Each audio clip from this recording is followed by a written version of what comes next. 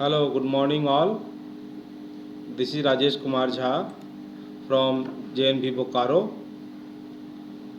I work as PGT Computer Science in JNV Bokaro.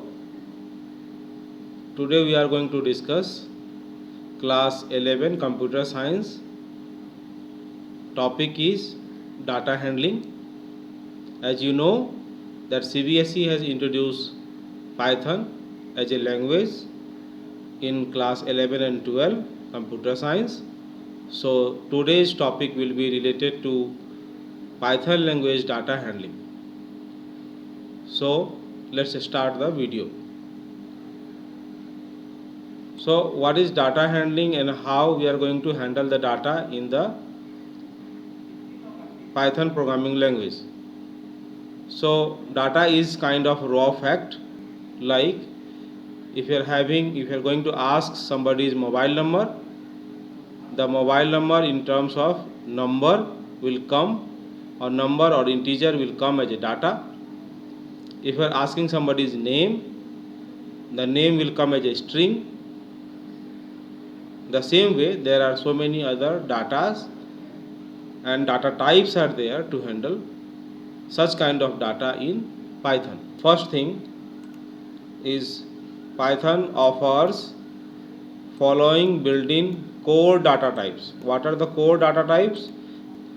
The data type which exactly required to get any kind of data from the user in any kind of language. So Python is having numeric data type, it is having the string data type, it is having a list, it is having tuple, and it is having dictionary as a data type. As you know, the numbers means any kind of number. It can be whole number, it can be fractional number, or even it can be the complex number like 5 plus 11j. So you have already discussed about, about complex number, floating point number, and integers. Then now we are going to discuss about the number. Numbers are of three types. One is the integer. Integer is signed integer. It can be a plus, it can be minus number. Okay. The next is Boolean. Boolean is another kind of data which is having the value either true and false, or I can say that the value can be 0 or 1, or true or false. So Boolean will be having only two kind of value, either true and false. The next is the floating point number. Floating point number is what? The any value, any number which is having the decimal in between will be known as floating point number. Like 4.5, it is having the decimal in between, it is floating point number. The next is the complex number. Complex number is kind of number where there will be two part of the number. One is the real, second is imaginary. For example, if I am saying 5 plus 11j, so in this case 5 is the real part of the complex number and 11j is the imaginary part of the number. So let's summarize it out again back. The numbers are of three type. One is the integer having of two type, integer and Boolean. Next is floating point number, and last one is the complex number. Now let us see the integers. What is integer? Integer are signed. It is the normal integer representation of the whole number. Integer in Python 3x are of any length. It is only limit by the memory available. What is mean by this is, any length of the number can be get stored in Python 3x onward.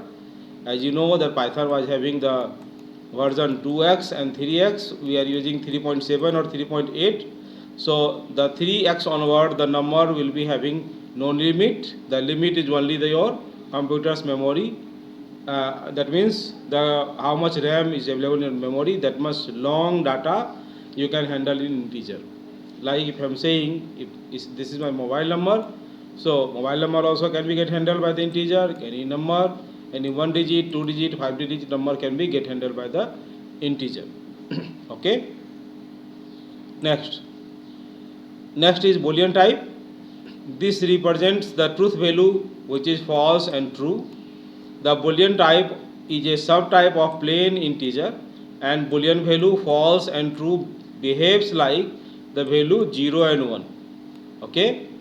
What is mean by this is Boolean will be having only two values, either true and false, or that can be represented in number in form of 0 and 1. Yes. So to get the Boolean equivalent of 0 and 1, you can type bool. Like bool is the function, you can pass 0. If you are passing 0 to the bool function, you will be getting false, and bool of 1, if you pass, you will get the value true. Okay, so Python will return true and false respectively. So let us see the example in ITLE prompt for the number and the Boolean first. Like if I am putting somebody's mobile number, I don't know whose mobile number is this, but I am keeping it over here, 121, that would be 10 digits, so 2, 4, 6, 8, 9 and 10. So if you will store, that also is possible to be get stored in Python. If you want to get the data type of this, obviously we can get. Python is having one type function. If you pass the data into the type function, it will give you the data type of that. So if you see, the data type of this particular mobile number is integer. The same way, if I am going to store 78, and if you want to get the value or get the data type of that, then you will pass 78 into the type function. You can see this is integer type, right? So any length number can be get stored in Python to represent as integer. Like a equals to, if I am saying this particular number, this is what the length. Okay, now I am saying print a or a simply. So this much big number also can be get handled by the Python integer. This is not possible in other languages because they are having the limit for the integer data to be get stored, but here it is not having any limitations, such kind of limitation. The limitation is only your memory space in your. Now let us move to another section, which is Boolean. So as discussed, any value you need to pass into bool. Bool 0 you will be getting false, and bool of 1 you will be getting true. So Boolean is having only two values, which is true and false. You have to make sure that the false f must be capital and true's t must be capital. Okay. Now let us move to some other section, which is floating point number. How you are going to handle the floating point number, like 4.5, 5.5 and some other things. Next is the floating point number. The number having fractional part is floating point number. For example, 3.14559 is the floating point number, right? It is having the decimal dot in between the number. This is what the fractional part, and this is the whole part of the number. The fractional number can be written in two ways. One is the fractional form, which is the normal decimal form, and second is the exponent form, which is like 3.500 and e 0.3. So e is the exponent of that. Okay, in exponent form also we can write the floating point number. So let us see this in ITLE prompt.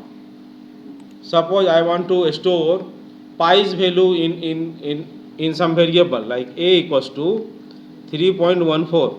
Okay, so a's value, if you see, it is 3.14, and if you put inside the type function a or itself the number, you will see, you will get the float as a class. That means the number is floating point. I hope it is clear to you now. Let us try with some other example of floating point number, like 45.321, and if you pass inside the type function, this particular number also is treated as float. So any number having the decimal point in between will be known as floating point number.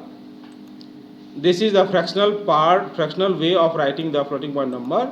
The next is exponential form. How to write that? Like a equals to 8 point or something like 0.545 e2.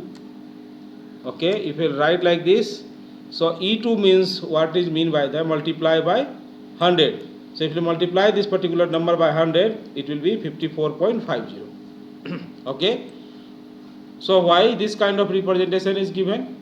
All because if your floating point number is somewhat bigger, then we cannot handle simply by writing the floating point number. Then we'll write the particular number into exponent form. So multiply by such kind of multiply by that much 10.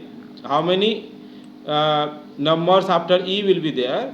That many times you have to multiply 10. Like if it is e3, then it will be 10 into 10 into 10 equal to 1000. If it is e4, then 1 to the power 1, 10 into 10 into 10 into 10, which is 10,000 and so on. So this is how the exponential data can be represented in Python. The next is complex number. How the complex number can be written? Python represents the complex number in the form of a plus bj. That is, to represent the imaginary number, Python uses j or j capital in the place of traditional I. So in Python, j equals to root under. So that means imaginary i's value will be always root under -1, or all because we are not using I, so it will be equivalent to j equals to root under -1. Okay. So any value which is represented in form of complex will be like 5 plus 10j, where 5 is the real part and 10j is the imaginary part of the complex number. Okay. So before summarizing the chapter, let us see how complex number can be represented. Like 6 plus 10j. So this will be the number where both the real and imaginary parts are there. Whereas we can have the only imaginary part like 7j, and if you see this particular number, this is the complex number without the real part of the number. It is having only the imaginary part. Now summarizing the chapter, these are the data types which supports by Python, which is integer. Integer can be of unlimited range, subject to the availability of memory in your machine. Then next is the Boolean data type.